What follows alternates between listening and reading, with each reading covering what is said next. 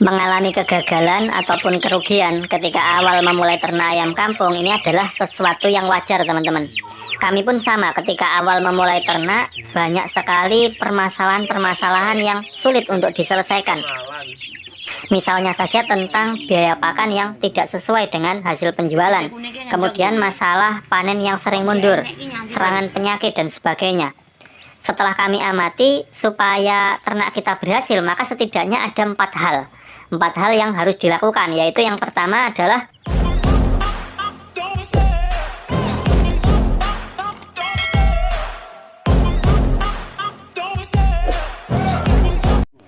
selamat sore, selamat datang di channel Peternak Sultan. Semoga kalian semua selalu diberikan kesehatan dan keselamatan dimanapun kalian berada. Pada video kali ini kita akan sharing-sharing bersama, berbagi pengalaman cara ternak ayam kampung supaya berhasil, supaya terhindar dari kegagalan ataupun kerugian. Kami sudah melakukan pengamatan dan sudah merangkumnya menjadi 4 poin. 4 poin ini sangat penting, teman-teman. Semoga saja nantinya teman-teman bisa menyimak sampai akhir sehingga tidak ada informasi yang terlewat. Jadi teman-teman nanti nggak gagal paham. Sebelum kita bahas lebih jauh, bagi yang belum subscribe, silahkan subscribe channel Peternak Sultan. Like video ini, bagikan video ini ke teman-teman yang lain supaya mereka bisa melihat video ini. Kemudian jangan lupa untuk lihat kolom deskripsi. Baik, pertanyaannya adalah apa saja langkah-langkah yang harus dilakukan supaya peternakan kita bisa berjalan dengan lancar, berjalan dengan aman, dan juga nanti bisa menghasilkan keuntungan. Yang pertama yang harus kita persiapkan adalah pengetahuan tentang bagaimana perawatan ayam. Untuk cara perawatan atau pemeliharaan ini kita bisa belajar dari berbagai macam sumber, misalnya saja belajar dari YouTube, terus dari komunitas peternak yang ada di Facebook, dari membaca buku dan sebagainya. Jadi sekarang ini sangat mudah, teman-teman. Kita menambah pengetahuan seputar ternak ayam itu bisa dari mana saja. Tapi menurut kami sumber yang paling bagus itu kita pelajari adalah langsung datang ke peternak yang sudah ada di sekitar kita. Kita datang kepada mereka, melihat secara langsung bagaimana gambaran cara beternak. Kemudian kita juga bisa langsung bertanya-tanya tentang permasalahan-permasalahan dan juga solusi seputar ternak ayam kampung. Biasanya permasalahan ternak yang muncul di suatu daerah itu akan berbeda dengan permasalahan di daerah lain. Makanya dengan kita bertanya kepada peternak yang dekat, yang ada di sekitar kita, otomatis yang kita pelajari akan lebih terarah, lebih fokus pada permasalahan yang memang itu muncul di daerah kita sendiri. Berbeda ketika kita bertanya ke peternak yang di daerah lain yang jauh. Misal kita tanya tentang cara memilih jenis ayam untuk ternak pembesaran misalkan. Anggaplah dari sana kita, dari tempat jauh itu kita belajar diarahkan untuk pelihara ayam joper. Kemudian kita pelihara ayam joper. Ternyata saat tiba waktunya panen, ayam joper yang kita pelihara itu tidak diterima pasar. Ternyata di daerah kita harga ayam joper sangat murah. Ternyata di daerah kita itu yang dihargai tinggi malah ayam KUB, atau mungkin seharusnya kita ternak ayam petelur saja dan sebagainya. Itulah pentingnya belajar kepada peternak yang ada di sekitar kita. Secara otomatis kita akan mendapatkan solusi yang sesuai dengan kondisi di daerah kita.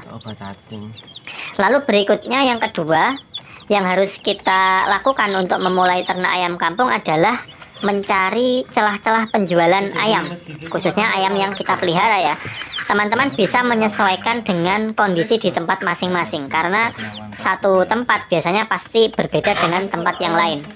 Kita memilih untuk menjual dalam bentuk telur tetas, telur konsumsi, atau menjual dalam bentuk DOC, atau bisa juga dalam bentuk ayam pedaging usia 2 bulanan dengan bobot 1 kilo, 8 ons, 9 ons.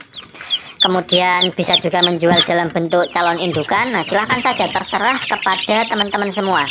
Kira-kira mana yang paling menguntungkan untuk diterapkan di daerah masing-masing. Dengan kita mengetahui celah penjualan, maka kita bisa memilih jenis ayam yang akan kita pelihara. Misal di daerah kita yang paling banyak diserap adalah telurnya, telur ayam. Maka kita pilih jenis ayam kampung petelur. Misal yang banyak diserap dagingnya, maka kita bisa pilih ayam kampung pedaging, misal ayam joper, ayam ulu, dan seterusnya. Jadi sebaiknya kita memulai ternak tidak asal-asalan, supaya nantinya lebih terarah, supaya produknya itu hasil panen kita jual itu diminati pasar, kita tidak bingung mau jual kemana, itu sudah jelas. Setelah kita mengetahui celah pemasaran, maka langkah yang ketiga yang harus kita lakukan adalah mencari bibit atau indukan. Nah, untuk mencari bibit atau indukan ini ada beberapa pilihan teman-teman. Misalnya saja mencari indukan yang sudah dewasa, siap produksi. Atau calon indukan yang masih muda, yang masih gadis, perawan ting-ting, usia 3 atau 4 bulanan. Atau kalau mau menghemat modal maka bisa membesarkan dari DOC. Nantinya DOC itu kita seleksi untuk dijadikan indukan. Tetapi perlu diingat bahwa dengan memulai dari DOC ini awalnya memang murah, tetapi kita akan memerlukan waktu yang lebih lama untuk menghasilkan keuntungan. Keunggulannya memulai dari DOC itu kita bisa mempelajari cara perawatan DOC. Karena masa DOC sampai menjadi indukan ini adalah masa-masa yang paling sulit di dalam pemeliharaan ayam kampung. Selain bisa mempelajari cara perawatan DOC, kita juga bisa melakukan seleksi nantinya, seleksi calon indukan yang berkualitas. Misal dari 20 ekor DOC yang kita beli, kita seleksi, pilih 5 ekor yang paling bagus. Pasti nanti kan dari 20 ekor itu akan kelihatan mana yang pertumbuhannya paling cepat, mana yang posturnya paling bagus, mana yang daya tahan tubuhnya paling bagus, tidak pernah sakit dan sebagainya.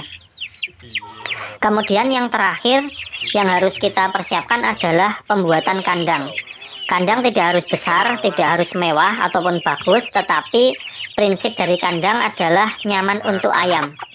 Kemudian bisa untuk berteduh ketika musim panas, ayam tidak kepanasan. Ketika musim hujan, ayam juga tidak kehujanan, tidak kedinginan. Selain itu, kandang juga harus memenuhi beberapa kriteria. Misalnya saja sirkulasi udara harus lancar, sinar matahari masuk ke kandang, alas kandangnya harus kering dan sebagainya. Dengan begitu, kesehatan ayam akan tetap terjaga. Ayam akan memiliki daya tahan tubuh yang baik, bisa melawan penyakit-penyakit yang menyerang. Seiring berkembangnya ilmu pengetahuan, sekarang ini ada bermacam-macam jenis kandang, teman-teman. Ada kandang postal, kandang umbaran, kandang panggung, dan sebagainya. Tapi secara garis besar, kandang ini dibagi menjadi 2 model, yaitu yang pertama adalah kandang sistem intensif, dan yang kedua adalah kandang semi-intensif. Teman-teman bisa pilih saja sesuai dengan situasi dan kondisi masing-masing, karena suatu sistem atau suatu cara pasti punya kelebihan dan kelemahannya sendiri-sendiri.